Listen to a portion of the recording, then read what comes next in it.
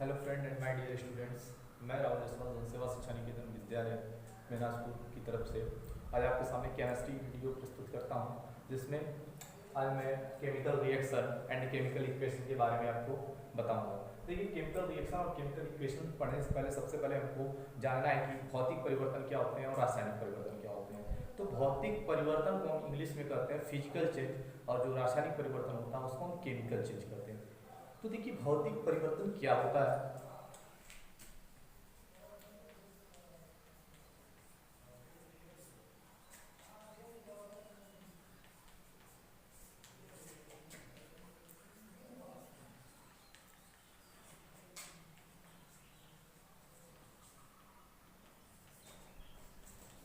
पदार्थ में होने वाले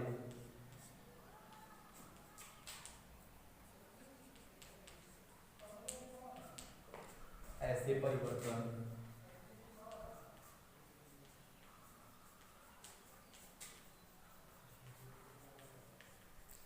जिनमें पदार्थ की रासायनिक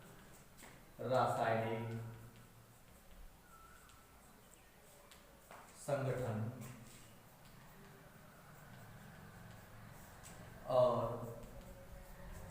और आणविक संरचना में कोई परिवर्तन नहीं होता है।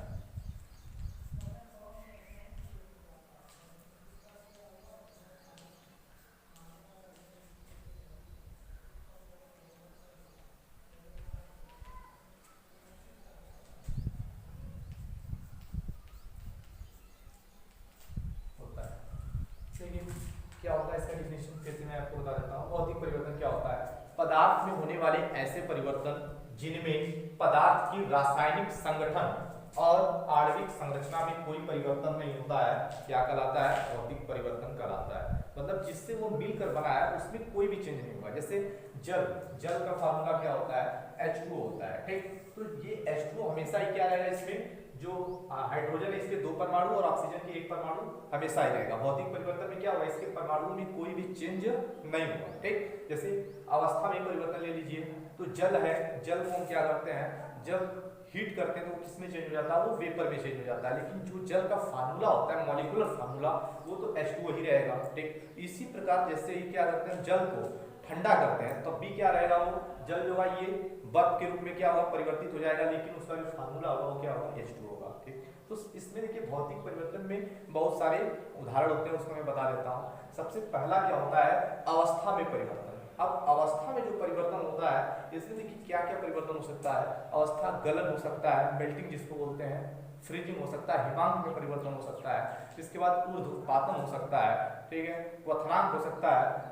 तो इन सब प्रोसेस में क्या होता है, जो पदार्थ होगा वो उसका मॉलिक्यूलर जो फार्मूला होगा वो क्या होगा, सेम होगा, जिसको हम आणविक संरचना बोलते हैं, ठीक है। जो रासायनिक संगठन और आणविक संरचना होगा उसमें क्या होगा, कोई भी चेंज नहीं होगा, बस उसकी अवस्था में परिवर्तन हो सकता है, रंग में परिवर्तन हो सकता है, रूप में परिवर्तन हो सकता है, आकृति में परिवर्तन हो सकता है, ताप में परिवर्तन हो सकता है। और उसके बाद क्या है, और भी एग्जांपल्स हैं, जैसे क्या विलियन का बनना, ये क्या है, भौतिक परिवर्तन होता है, ठीक। तो आप लोग मेरे हिसाब से भौतिक परिवर्तन को आप समझ गए होंगे। अब हम आते हैं रासायनिक परिवर्तन क्या होता है।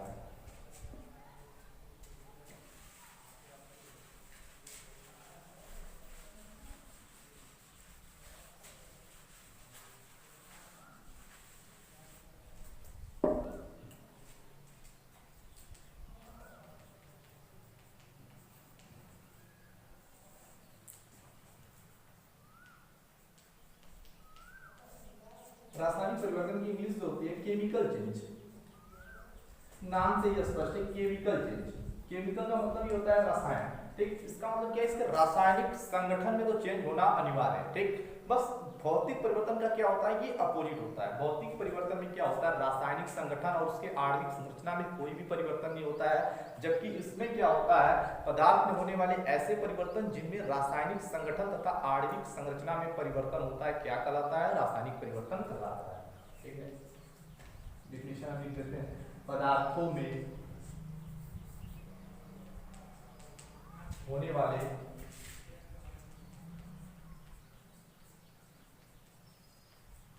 ऐसे परिवर्तन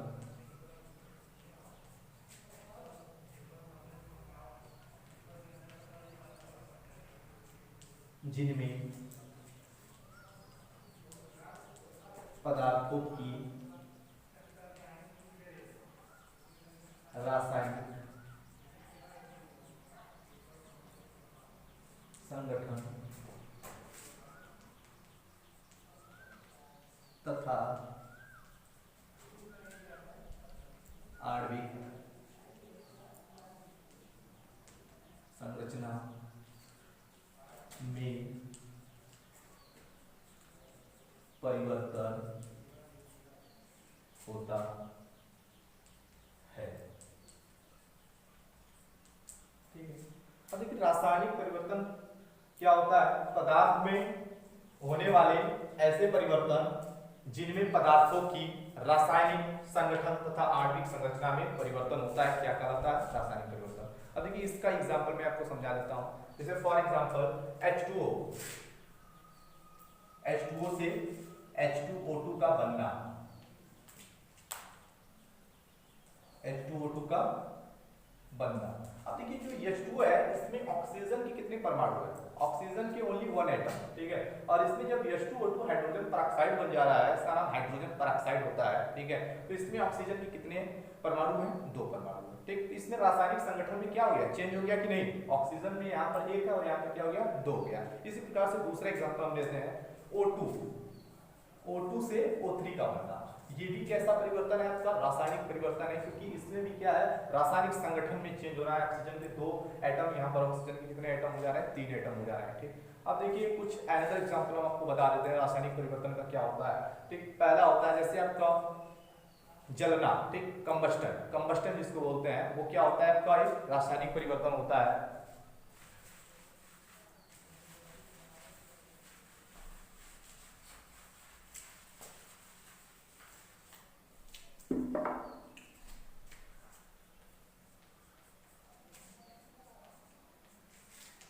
अब जलना क्या होता है?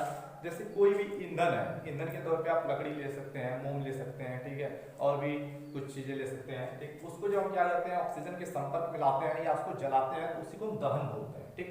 तो ये कैसा परिवर्तन होता है? ये भी रासायनिक परिवर्तन होता है, ठीक। इसी प्रकार से देखिए आपका मैग्नीशियम है, मैग्नीशियम एक तत्व है। मैग्नीशियम को जब हम जलाते हैं ऑक्सीजन के संपर्क में, ठीक, तो यहाँ पर क्या बनता है? MgO बनता है, ठीक है, 2MgO बनता है। वैलेंसी जब आप इसको कंप्लीट करेंगे तो यहाँ पर क्या हो जाएगा? 2 हो जाएगा, ठीक है। तो 2Mg + O2 2MgO हो जाएगा। ये कैसा परिवर्तन है? आपका रासायनिक परिवर्तन है, ठीक है, क्योंकि मैग्नीशियम को ऑक्सीजन के संपर्क में जलाया जा रहा है, इसका दहन किया जा रहा है, कंबस्टन किया जा रहा है। इससे क्या है? यहाँ पर मैग्नीशियम ऑक्साइड बन रहा है, तो ये कैसा परिवर्तन है आपका? ये आपका रासायनिक परिवर्तन है। इसको आप योगात्मक अभिक्रिया भी बोल सकते हैं, क्योंकि इसमें क्या है? मैग्नीशियम जो ऑक्सीजन के संपर्क में लाया जा रहा है, तो इसमें योग हो रहा है। तो योगात्मक अभिक्रिया भी कैसा परिवर्तन होता है? रासायनिक परिवर्तन होता है, ठीक है। अब देखिए इसी प्रकार से carbon plus oxygen, carbon dioxide gas, ठीक है। तो यहाँ पर कार्बन को भी जब वायु के संपर्क में जलाया जा रहा है, तो वहां पर क्या बन रहा है? कार्बन डाइऑक्साइड बन रहा है। तो ये भी कैसा परिवर्तन है? आपका एक रासायनिक परिवर्तन है, ठीक। अब दूसरा देखिए मैं बताता हूँ जंग लगना।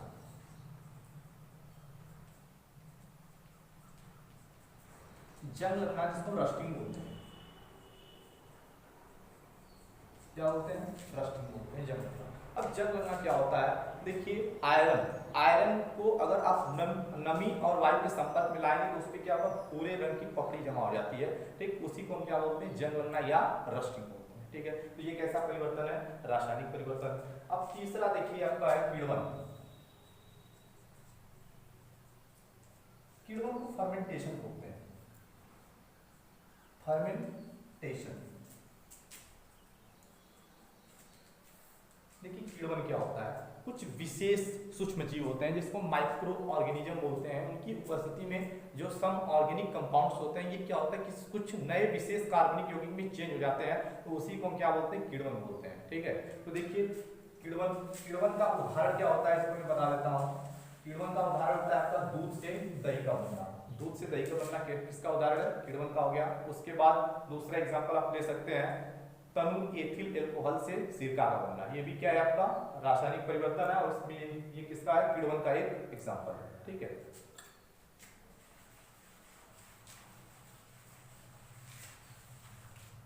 अब हम पढ़ेंगे, अपने टॉपिक पे आएंगे, रासायनिक अभिक्रिया क्या होता है।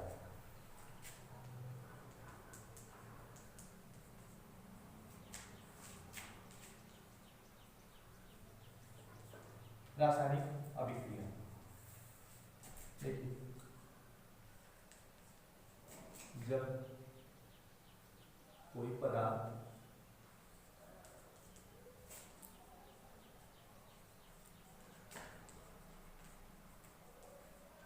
किसी दूसरे पदार्थ से अभिक्रिया करके अथवा कोई एकल पदार्थ अपघटित होकर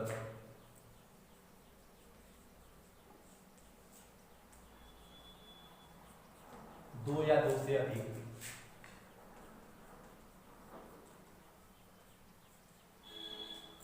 पदार्थों में, दो या दो से अधिक पदार्थ निर्मित करता है,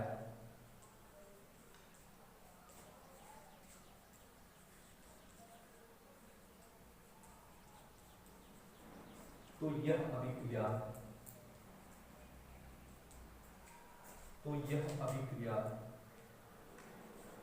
रासायनिक अभिक्रिया कहलाती है।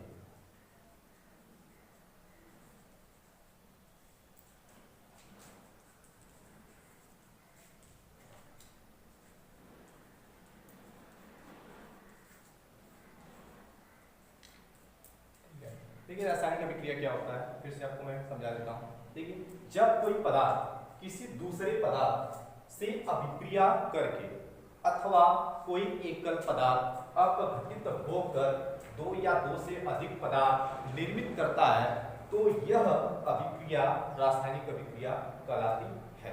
ठीक है, एग्जांपल के तौर पे देखिए, जैसे मैग्नीशियम प्लस ऑक्सीजन निर्माण क्या होगा, मैग्नीशियम ऑक्साइड। ठीक है, when magnesium react oxygen then magnesium oxide is formed, it is called chemical reaction. ठीक है, देखिए इसमें एक पदार्थ मैग्नीशियम हो गया और दूसरा जो सब्सटेंस है या पदार्थ ऑक्सीजन हो गया, दोनों जब आपस में संपर्क में लाया जा रहा है तो यहाँ पर क्या बन रहा है आपका, मैग्नीशियम ऑक्साइड बन रहा है। ठीक है, अब देखिए अपघटित होने का मतलब क्या है, जैसे आप एक एग्जांपल ले लेते हैं, कैल्शियम कार्बोनेट। कैल्शियम कार्बोनेट को जब हम गर्म करते हैं, ये देखिए एकल पदार्थ है, इसको जब हीट करेंगे तो दो या दो से अधिक पदार्थ में ये टूट जाता है। तो ये किसमें कितने पदार्थ में टूटेगा, सिर्फ दो पदार्थ में। यहाँ पर calcium oxide plus carbon dioxide gas. ठीक है, अब देखिए रासायनिक समीकरण क्या होता है।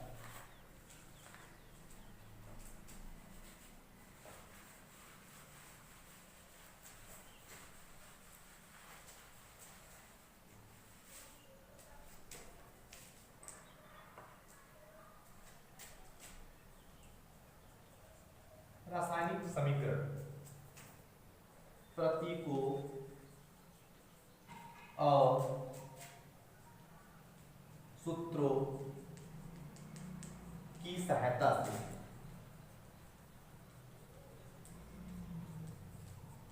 रासायनिक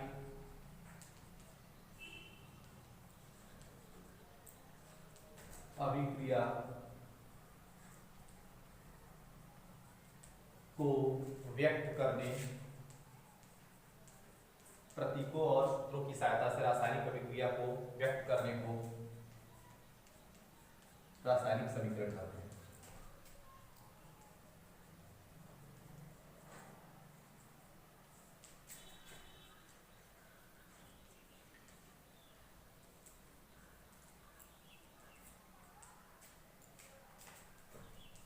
देखिए मैं आपको डिफरेंस बताता हूँ, what is difference in chemical reaction and chemical equation. देखिए रासायनिक अभिक्रिया और रासायनिक समीकरण में अंतर क्या है। ठीक, देखो जैसे मैग्नीशियम प्लस ऑक्सीजन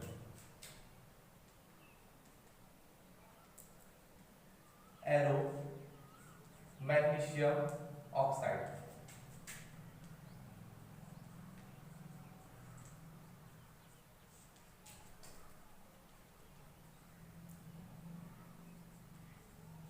ठीक है, ये मैग्नीशियम और ऑक्सीजन जब संपर्क में आ रहे हैं तो क्या बन रहा है, मैग्नीशियम ऑक्साइड।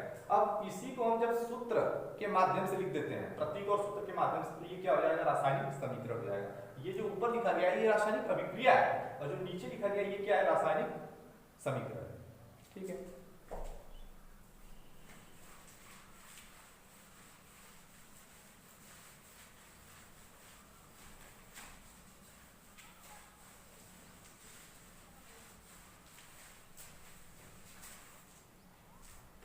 हम पढ़ेंगे रासायनिक अभिक्रिया कितने प्रकार की होती है। तो रासायनिक अभिक्रिया बेसिकली 5 प्रकार के होते हैं मुख्य रूप से।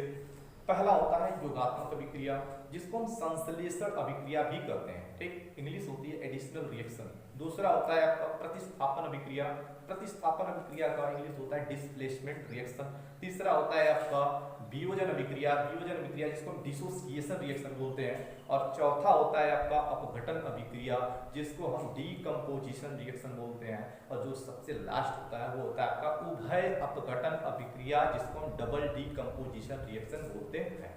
ठीक है,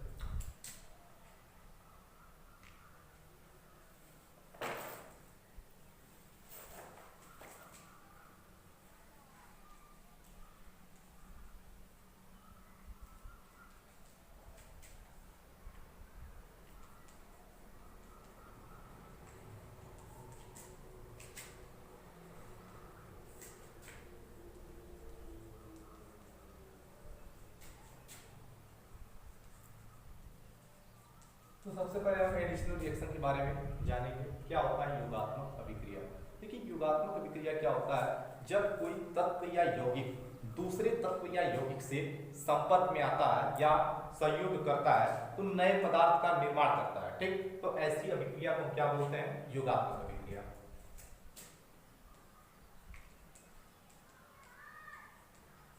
ऐसी रासायनिक अभिक्रिया जिनमें कोई तत्व या यौगिक किसी दूसरे तत्व या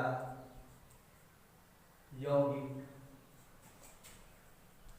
के साथ संयोग करता है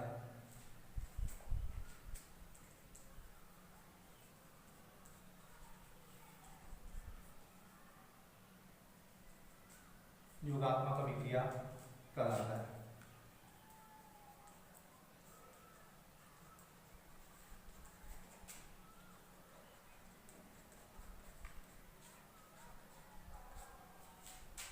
ठीक है, अब देखिए योगात्मक अभिक्रिया क्या होता है, ऐसी रासायनिक अभिक्रिया जिनमें कोई तत्व या यौगिक इसको पदार्थ भी बोल सकते हैं, किसी दूसरे तत्व या यौगिक के साथ संयोग करता है, योगात्मक अभिक्रिया कहलाता है।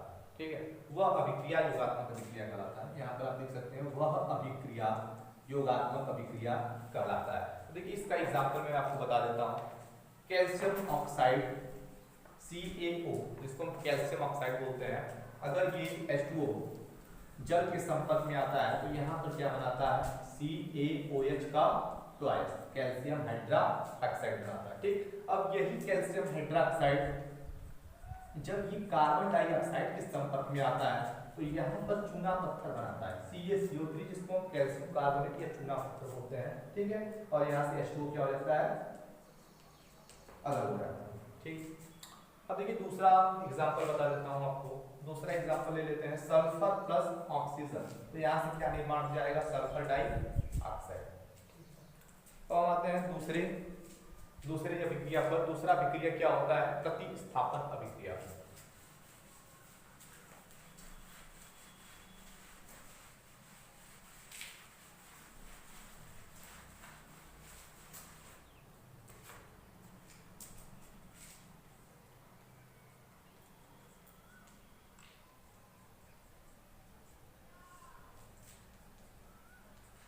प्रतिस्थापन अभिक्रिया, जिसकी इंग्लिश अभी आपको बताया गया था, क्या होता है? Displacement reaction.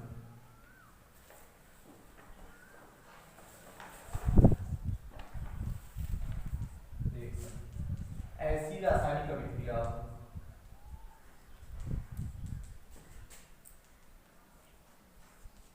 जिसमें अधिक क्रियाशील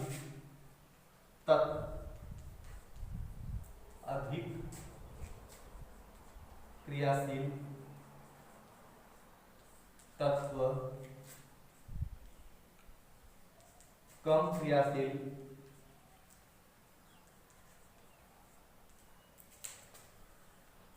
अधिक क्रियाशील तत्व कम क्रियाशील तत्व को उसके यौगिक के विलयन से विस्थापित कर देता है।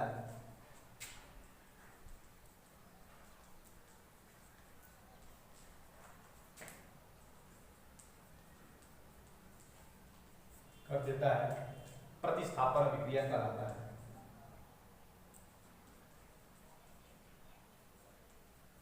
अभिक्रिया कहलाता है।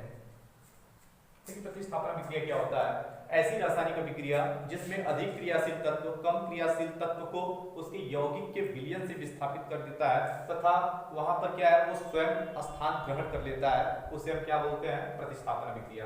यहाँ पर आपको लिखना होगा तथा उसका स्थान स्वयं ग्रहण कर लेता है, तथा उसका स्थान, उसका मतलब तत्व का, उसका स्थान स्वयं ग्रहण कर लेता है। देखिए एग्जाम्पल, जैसे में Fe प्लस CuSO4। ठीक, अब देखिए आयरन को जब हम कॉपर सल्फेट के जलीय विलयन में घोलते हैं तो आयरन क्या करता है? कॉपर सल्फेट के विलयन से कॉपर को डिस्प्लेस कर देता है। क्यों कर देता है? क्योंकि iron is more reactive than copper. Iron क्या होता है? कॉपर की अपेक्षा अधिक क्रियाशील है, इसलिए आयरन जो है कॉपर को इसके विलयन से डिस्प्लेस कर देता है और स्वयं इसका स्थान ग्रहण कर लेता है। और यहाँ पर क्या बनेगा? FeSO4 बन जाएगा, ठीक, प्लस Cu बन जाएगा। ठीक है, एक एग्जांपल और बता देता हूँ आपको। Zn प्लस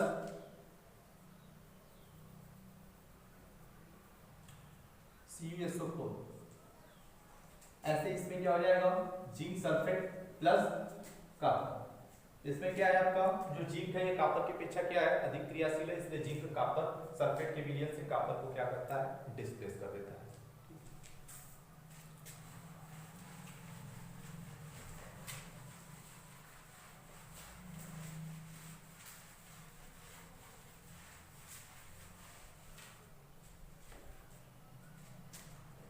अब तीसरा है वियोजन अभिक्रिया।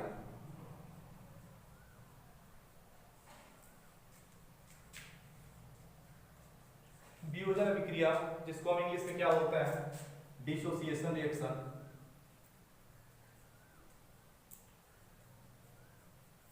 ठीक है, देखिए वियोजन अभिक्रिया क्या होता है? ऐसी रासायनिक अभिक्रिया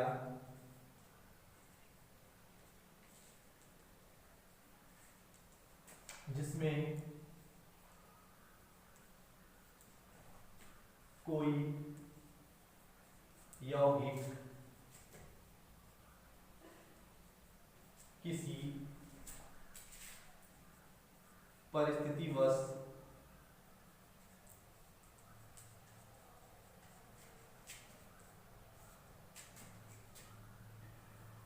दो या दो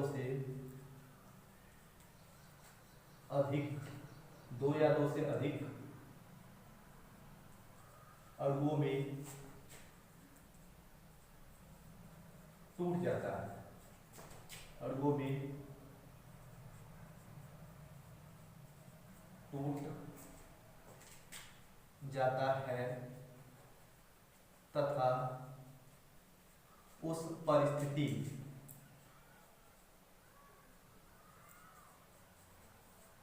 तथा उस परिस्थिति के हटते ही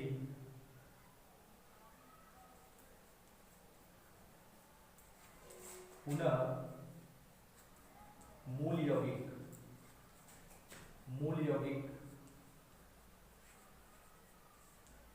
बनाता है, वियोजन अभिक्रिया कहलाता है।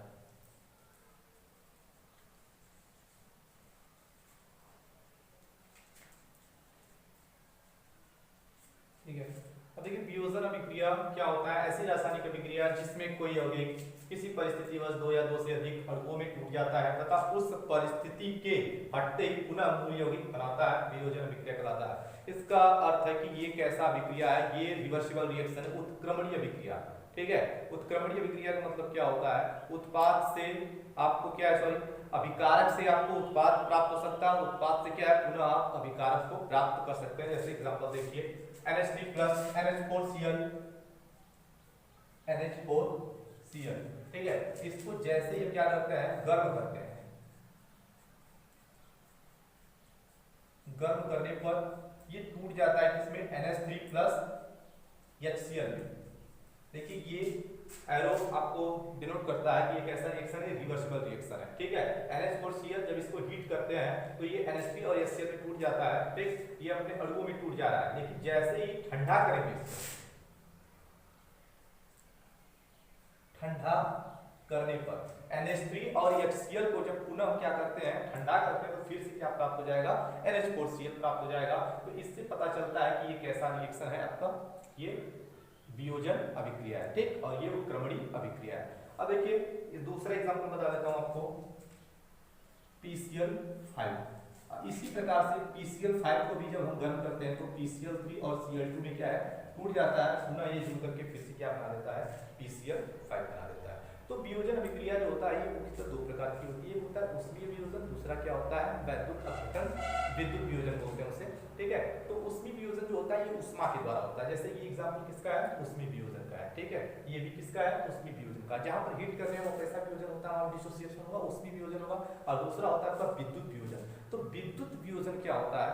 विद्युत जो वियोजन होता है ये जल में, जब हम क्या करते हैं, जल में विद्युत धारा प्रवाहित करेंगे तो वो क्या होगा, अपने आयनों में टूट जाएगा। ठीक, आयनों में टूट जाएगा तो उसे हम क्या कहेंगे, विद्युत वियोजन कहेंगे।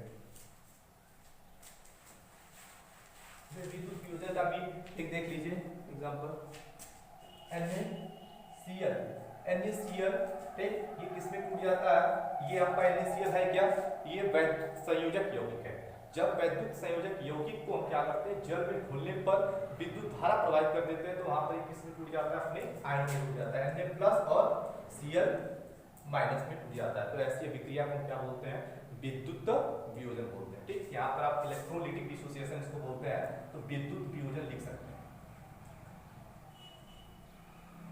ठीक, विद्युत अपघटन लिख सकते हैं, इलेक्ट्रोलाइटिक डिसोसिएशन होता है। ठीक है, अब आते हैं चौथा अभिक्रिया जो है जिसको हम अपघटन अभिक्रिया कहते हैं।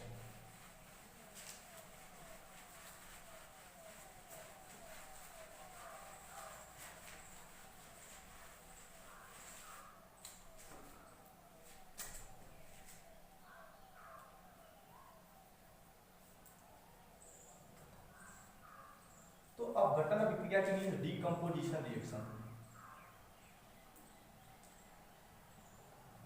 नाम से ही स्पष्ट है, अपघटन। अपघटन मतलब होता है अपघटित होना, क्षय होना। ठीक, तो इसमें क्या होगा, कोई भी ऐसी रासायनिक अभिक्रिया जिसमें एकल पदार्थ क्या है, दो या दो से अधिक पदार्थों में टूट जाता है, उस अभिक्रिया को हम क्या बोलते हैं, अपघटन अभिक्रिया कहते हैं। ऐसी रासायनिक अभिक्रिया जिसमें कोई एकल पदार्थ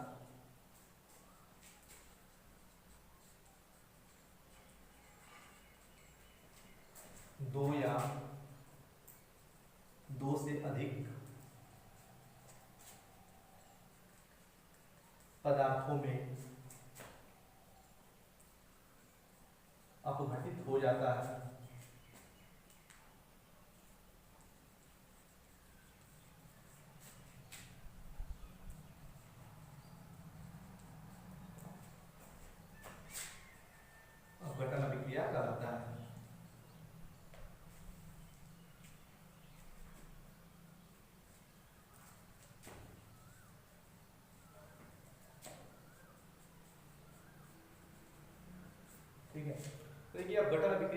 ऐसी रासायनिक अभिक्रिया जिसमें कोई एकल पदार्थ दो या दो से अधिक पदार्थों में अपघटित हो जाता है, अपघटन अभिक्रिया कहलाता है। ठीक, इसमें भी देखिए दो प्रकार के होते हैं, एक होता है उष्मीय अपघटन, दूसरा होता है विद्युत अपघटन। उष्मीय अपघटन क्या होता है, हीट करने पर उष्मा के द्वारा जो अपघटन होता है वो क्या होता है, उष्मीय अपघटन। जैसे एग्जांपल आपको अभी बताया गया था रासायनिक अभिक्रिया में, ठीक, कैल्शियम कार्बोनेट, कैल्शियम कार्बोनेट जब इसको हम क्या करते हैं, गर्म करते हैं या हीट करते हैं तो ये किसमें टूट जाता है, कैल्शियम ऑक्साइड और कार्बन डाइऑक्साइड गैस में टूट जाता है। ठीक है, और दूसरा एग्जांपल है 2Fe2O3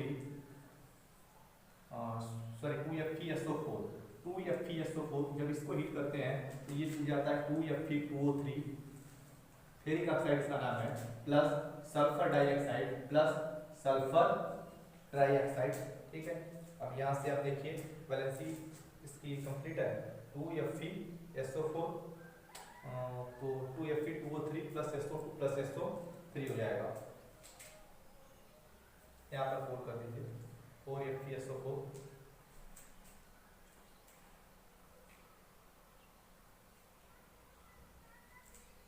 ठीक है। ठीक, तो देखिए ये हो गया आपका उष्मीय अपघटन। अब विद्युत अपघटन क्या होता है, विद्युत अपघटन का मतलब होता है कि अम्ल क्षार या लवण, ठीक है, अम्ल क्षार या लवण उसके गलित अवस्था या जलीय विलयन में जब हम विद्युत धारा प्रवाहित करते हैं तो वो अपघटन क्या कहलाता है, विद्युत अपघटन कहलाता है। जैसे देखिए 2NaCl, 2NaCl जब इसका विद्युत अपघटन कराएंगे तो 2Na+Cl2 बनेगा। ठीक, पहला एग्जांपल ये हो गया विद्युत अपघटन का। दूसरा हो जाएगा 2, इधर लिख देते हैं 2NaBr, 2NaBr, ठीक, यहाँ पर क्या बनेगा 2Na+Br2 बन जाएगा। ठीक है, तो इसी के साथ अपघटन अभिक्रिया भी समाप्त होता है। लेकिन एक बात थोड़ा ध्यान दीजिएगा, अपघटन अभिक्रिया जो होता है इसमें जो एरो होगा ये क्या होगा, वन साइडेड एरो। ठीक है, वन साइडेड एरो का मतलब होता है कि ये क्या है आपका इरिवर्सिबल रिएक्शन। इरिवर्सिबल का मतलब होता है कि ये अनुत्क्रमणीय अभिक्रिया है, इसको क्या रिवर्स डायरेक्शन में आप प्राप्त नहीं कर सकते हैं। ठीक, दो प्रकार के रिएक्शंस होते हैं, एक रिवर्सिबल एक इरिवर्सिबल। तो जो आपका इसके पहले जियोजन अभिक्रिया था वो रिवर्सिबल रिएक्शन था। रिवर्सिबल का मतलब क्या, दोनों अग्र और पश्च दोनों दिशाओं में क्या संभव है, जबकि जो अपघटन अभिक्रिया होता है सिर्फ क्या वन साइडेड, मतलब एक ही दिशा में ये संभव होता है। ठीक, तो इसी प्रकार इसी के साथ अपघटन अभिक्रिया समाप्त होता है। अब हम पढ़ेंगे लास्ट उभय अपघटन अभिक्रिया।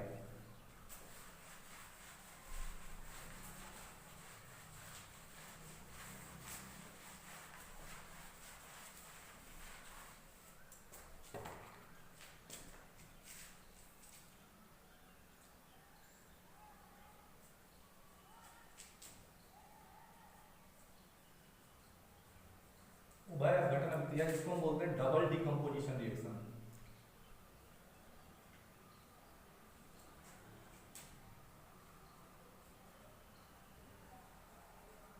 देखिए क्या होता है, ऐसी रासायनिक अभिक्रिया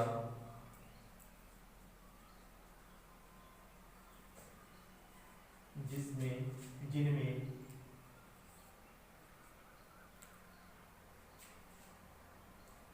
आयनों का आदान प्रदान, जिनमें आयनों का आदान प्रदान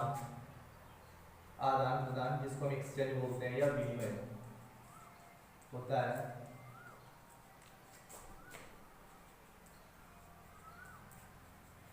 उभय अपघटन अभिक्रिया कहलाता है।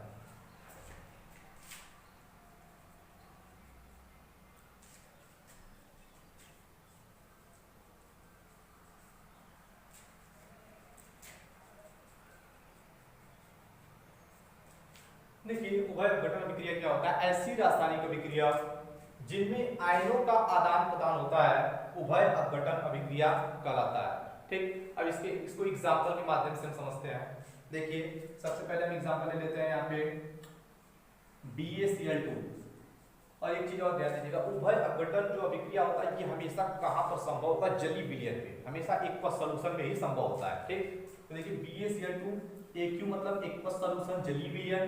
ठीक, इसके बाद है आपका Na2SO4 जलीय विलयन AQ। ठीक, जब इसके संपर्क में ये आता है, मतलब बेरियम क्लोराइड के जली विलयन में सोडियम सल्फेट के जली विलयन को घोला जाता है, तो यहाँ पर आयनों का आदान प्रदान होता है। देखिए बेरियम क्लोराइड जो है ये Ba2+ और Cl- हो जाएगा, ठीक है, और यहाँ पर 2Na+ SO4 2-, ठीक है। तो यहाँ पर सल्फेट आयन जो है किसके साथ हमेशा जुड़ेगा, Ba2+, तो BaSO4 हो जाएगा, BaSO4 बेरियम सल्फेट जली विलयन, सॉरी यहाँ पर जली विलयन नहीं होगा, बेरियम सल्फेट जो है ये ठोस अवस्था में प्राप्त हुआ, ठीक है, जो अवक्षेप के रूप में प्राप्त होता है, इसी को हम अवक्षेपण अभिक्रिया भी बोलते हैं या द्विविस्थापन अभिक्रिया, डबल डिस्प्लेसमेंट रिएक्शन बोलते हैं, ठीक, क्योंकि यहाँ पर अवक्षेप ठोस के रूप में ये प्राप्त होगा, ठीक है। अब देखिए यहाँ से क्या हो जाएगा 2NaCl, ये जली विलयन होगा 2NaCl, ठीक है। तो लास्ट अभिक्रिया भी आपको समझ में आ गया होगा कि उभय अपघटन अभिक्रिया क्या होता है। ऐसी रासायनिक अभिक्रिया जिनमें क्या होता है, आयनों का एक्सचेंज होता है, वो क्या कहलाता है, उभय अपघटन अभिक्रिया कहलाता है। इसी के साथ आज के topic chemical reaction and chemical equation समाप्त होता है। थैंक्स।